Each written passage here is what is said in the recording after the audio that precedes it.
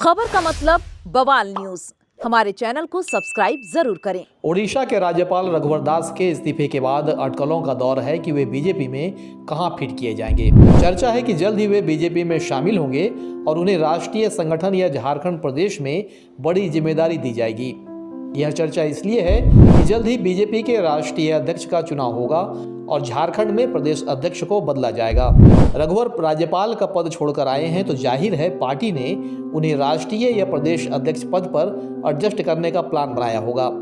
BJP के पास राष्ट्रीय स्तर के दर्जनों नेता रघुवर दास से ज्यादा अनुभवी और तेज तर्रार हैं, इसलिए वहां रघुवर को एडजस्ट किए जाने का कम चांस है। झारखंड में बीजेपी की हालत विधानसभा चुनाव के बाद खराब होती जा रही है।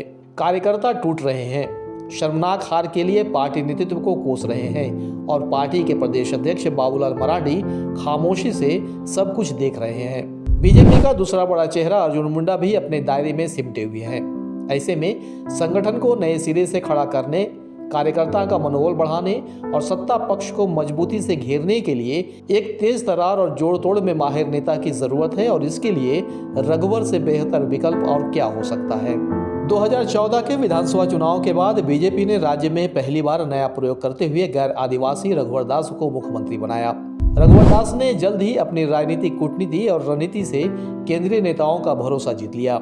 बाबूलाल मरांडी की जेवीएम के विधायकों को तोड़कर बीजेपी में शामिल कराने से लेकर राज्यसभा चुनाव में बीजेपी को 2-2 सीटें दिलवाने और हाथी उड़ाने का करिश्माई कारनामा करके वह खूब वाहवाही बटोरे। ताबड़तोड़ फैसले और क्विक एक्शन के लिए अपनी पहचान बना ली। लेकिन इस बीच CNT-SPT एक्ट में संशोधन का फैसला लेकर उन्होंने राज्य के आदिवासी समुदाय को बीजेपी का घोर विरोधी बना दिया। 2019 का विधानसभा चुनाव आते आते रघुवर ओवर कॉन्फिडेंस में चले गए और खुद चुनाव हारकर अपनी और अपने साथ पार्टी की लुटिया डुबो दी। बीजेपी को विपक्ष में बैठना था, तब बीजेपी के संकट मोचन बनकर आए बाबूलाल मरांडी। केंद्रीय नेताओं ने बाबूलाल से खूब उम्मीदें लगा ली। अब बाबूलाल मरांडी केंद्रीय नेतृत्व के चहेते बन गए। जमशेदपुर से लेकर रांची तक गुटबाजी शुरू हो गई। फिर बाबूलाल की सिफारिश पर बीच का रास्ता निकाला गया और रघुवर दास को राज्यपाल बनाकर उड़ीसा रवाना कर दिया गया। इसके बाद पूरा रास्ता साफ होने के बावजूद बाबूलाल कुछ नहीं कर सके। झारखंड में डूबती बीजेपी की नाव को पार लगाने के लिए अब बीजेपी को वापस अपने पुराने रघुवर की याद आ गई।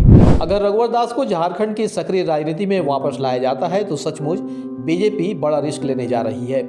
लेकिन रिस्क लेना भी जरूरी है, क्योंकि बीजेपी के दोनों बड़े आदिवासी नेता बाबूलाल मरांडी और अर्जुन मुंडा झारखंड में बीजेपी के गिरते जनाधार को बचा नहीं पा रहे हैं। गैर आदिवासी रघुवर दास के नेतृत्व में 2019 में लड़े गए विधानसभा चुनाव में बीजेपी कम से कम 2 आदिवासी सुरक्षित सीटें तो जीत गई थी, लेकिन बाबूलाल ने तो उन दोनों ST रिजर्व सीटिंग सीटों का भी नुकसान करवा दिया। उधर 2019 के बाद जमशेदपुर में रघुवर दास को लेकर उठे सारे विवाद भी शांत हो चुके हैं।